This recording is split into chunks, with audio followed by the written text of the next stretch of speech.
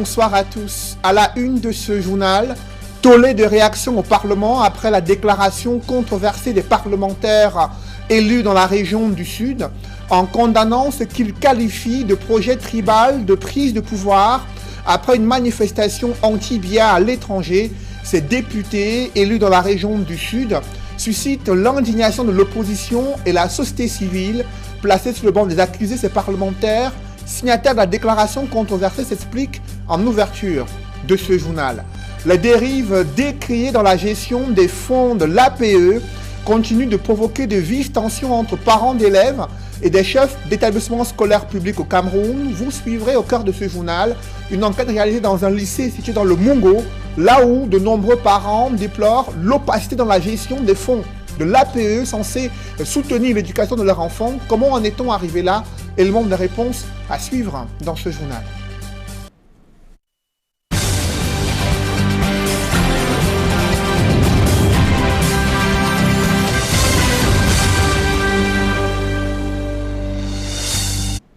Merci de suivre cette édition complète de l'information sur Equinox Télévision. La déclaration controversée des députés élus dans la région du Sud suscite encore l'indignation de l'opposition et de la société civile en condamnant ce qu'ils qualifient de prise de pouvoir, un projet tribal, et en stigmatisant certaines communautés. Ils ont provoqué la réaction de plusieurs Camerounais. Ils sont accusés de repli identitaire, d'incitation à la haine. Et parmi ces parlementaires signataires de la déclaration controversée, ils jurent la main sur le cœur qu'ils n'ont pas voulu stigmatiser certaines communautés. Ils relativisent leurs propos face à ce tollé de réactions de l'opinion publique camerounaise. Réaction à suivre dans ce reportage que signent Emmanuel Diop et Guy Zogo.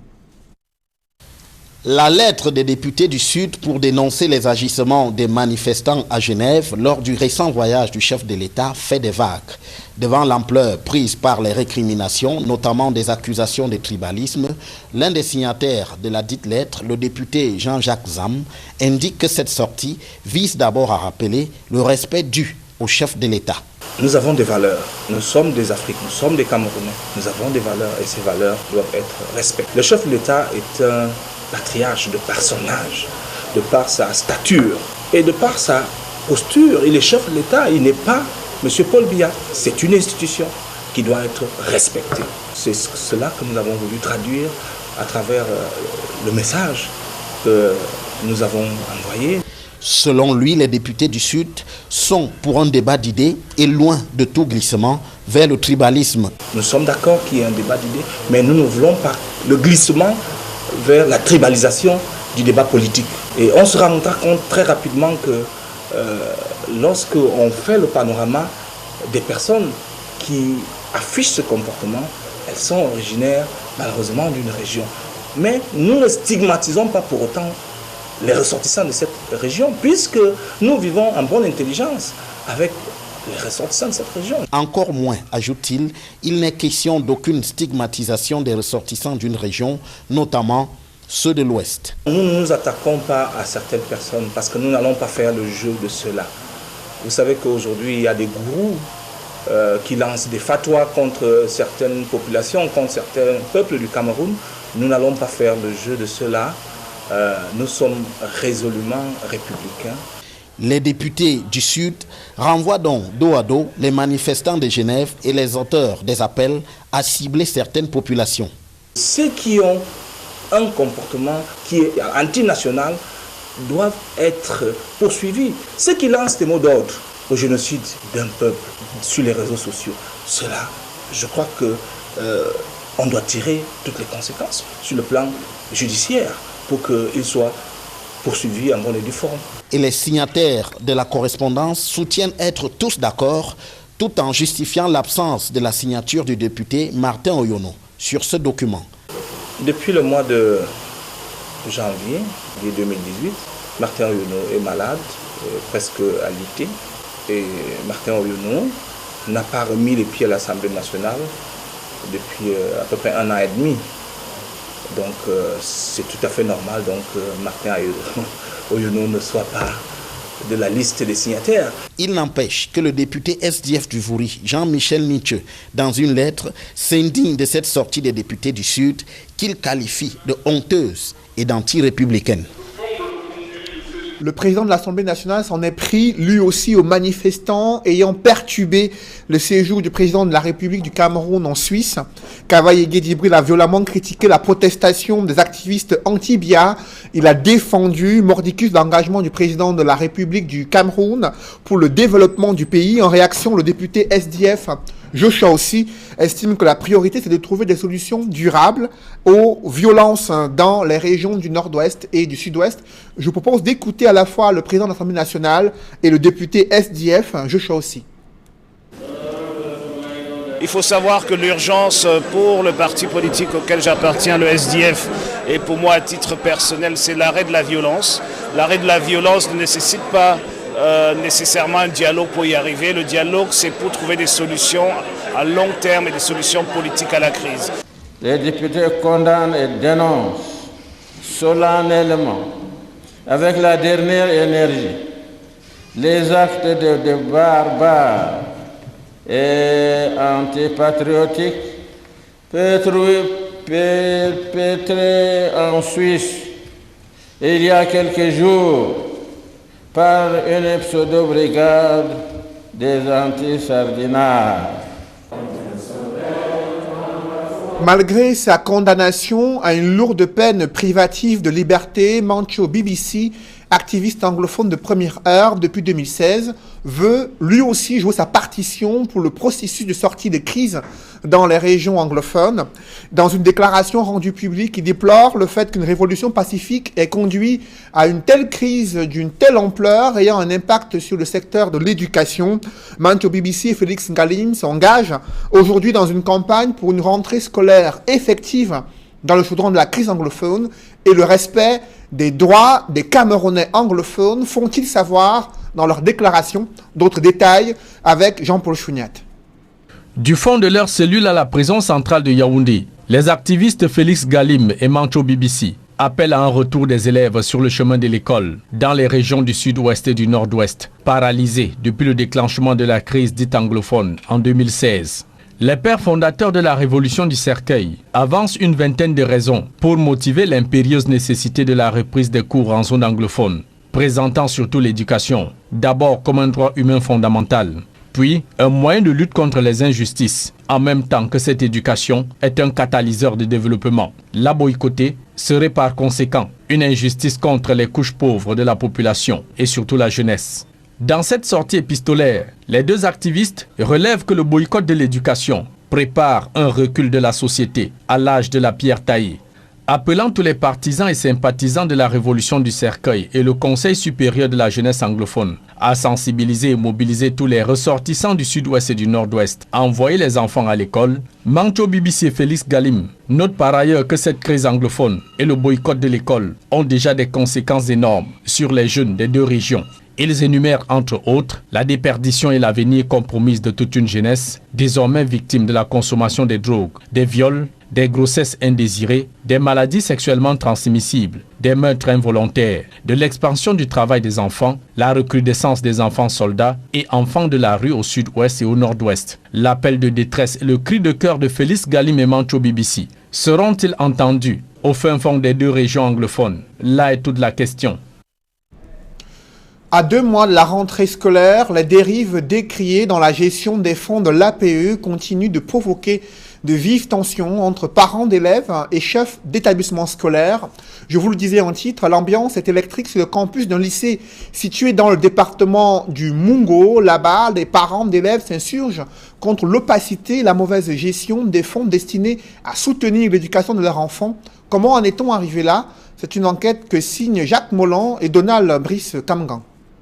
Au lycée bilingue de l'Élève-Mointon, dans le département du Mungo, dans la région du littoral, L'année scolaire s'achève en queue de poisson entre les parents et le proviseur. L'association des parents d'élèves et enseignants, ici en réunion extraordinaire, lève le ton pour exiger des comptes au chef d'établissement, accusé de garder secrète l'utilisation faite des fonds de l'APEE. Les parents confient payer au moins 20 000 francs CFA de frais d'APEE dans ce lycée qui compte environ 700 élèves. Le parent qui a payé l'APEE ici au lycée, c'est au moins 22 000. Et nous avons les reçus, nous avons les 22 000, nous avons les 23 000. Allons, il faut qu'on saisisse le procureur. Quand c'est une argent volé, il faut saisir le procureur.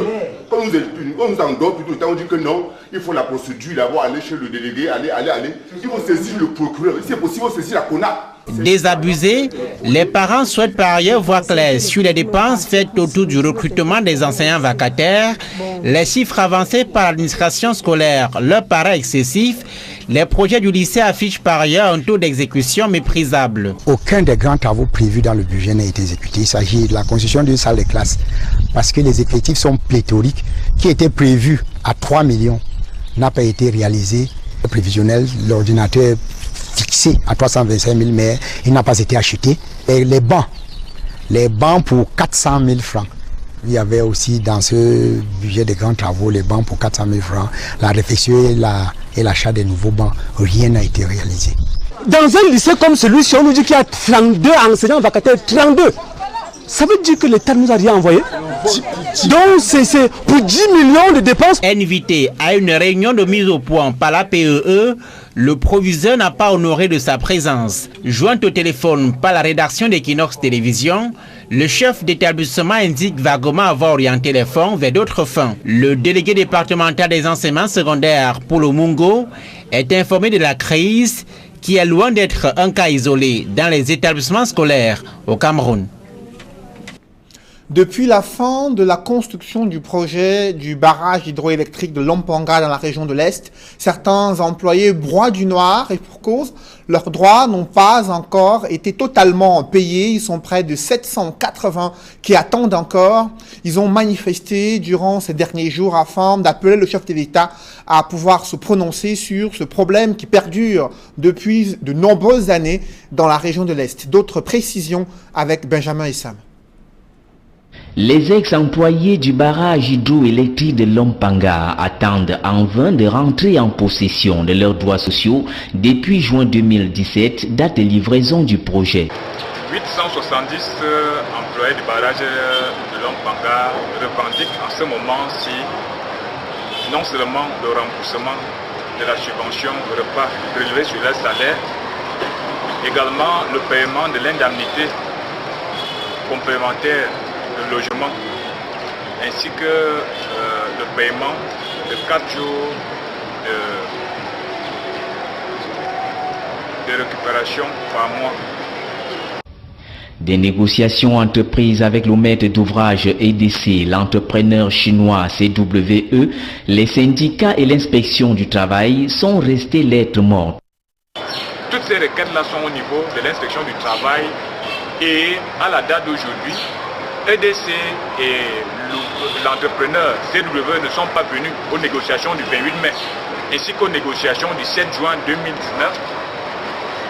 Le délégué du travail a donc porté le problème au niveau, n'est-ce pas, de la région de l'Est, notamment le gouverneur. La prise en charge des cas résiduels d'accidents de travail n'ont jamais trouvé de solution auprès de l'entreprise chinoise ou de la CNPS. Depuis le 2 janvier 2012-2013 que j'ai eu l'accident à l'œil, j'étais en train de faire le tapé, vulgairement appelé, on devait gratter le sol. Les Chinois m'ont envoyé à l'hôpital, mais subitement on a arrêté l'hôpital. Ils ont dit ça va, tu vas aller, tu vas attendre la CNPS et tout et tout. Je suis Madame Dinga, Dinga de Lompanga. Il a travaillé à Lompanga, il est décédé le 29 février à minuit. Bon, les gens de la EDT m'ont d'abord dit que je dois rester tranquille, ils vont m'aider, ils vont me donner quelque chose que je puisse un peu envoyer les enfants à l'école. Jusqu'à aujourd'hui, n'ont jamais fait. J'ai même dépensé à la CNPS, fait les dossiers 3 fois déjà. Les motos, les va-et-vient, bon, pas toujours de suite. Abandonnés à leur propre sort, ces ex-employés viennent d'écrire au président de la République pour une solution urgente à ces doléances. Et nous avons saisi le 18 juin 2019 dernier le président de la République par un mémorandum. Et quand il parle de nous, c'est les 870 ex-ouvriers qui revendiquent ces droits-là. Et à la date d'aujourd'hui, la Banque mondiale nous a accordé un délai supplémentaire jusqu'à 3 mois pour qu'on puisse utiliser les 5 milliards que EDC détient encore dans ses caisses pour régler ces problèmes. En attendant une éventuelle fumée blanche, le paiement des 800 millions de francs de droits sociaux, les ex-employés de Lompangar continuent de tirer le diable par la queue. Un public reportage dans ce journal, le salon de l'action gouvernementale, désormais vitrine du Cameroun, est ouvert. Le comité d'organisation s'est mobilisé afin de préparer cette plateforme de rencontre entre les administrations publiques, les départements ministériels et le public camerounais désireux de connaître davantage les actions menées par le gouvernement pour améliorer les conditions de vie des populations. Reportage. La 8e édition du Salon de l'action gouvernementale, SAGO, s'est ouverte dans la capitale camerounaise. Cette année, les investissements publics sont mis en exergue. La 8e édition du Salon de l'action gouvernementale a été placée sous le thème Investissement public et développement du Cameroun. C'est une thématique que nous avons choisie tout simplement parce qu'il était important que les Camerounais comprennent davantage à quoi renvoie le concept d'investissement public dont on évoque chaque année à l'Assemblée nationale en termes de dotation budgétaire et ainsi de suite. Pour mieux éclairer la lanterne des participants, des réflexions seront axées sur cette problématique. Il s'agira donc pour tous ceux qui participeront à travers les conférences des expositions de mener des réflexions pour comprendre si les mesures nationales prises en faveur de l'investissement public au Cameroun sont suffisantes ou alors si ces mesures permettent ou favorisent l'implication des populations et même du secteur privé. En appui, le département ministériel en charge des investissements publics apportera les éclairages nécessaires.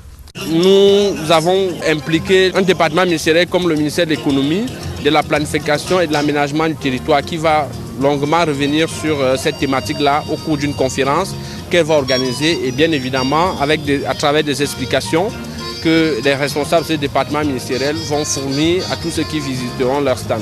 Dans cette configuration, autour des investissements publics, les actions du ministère de l'eau et de l'énergie seront mises en lumière.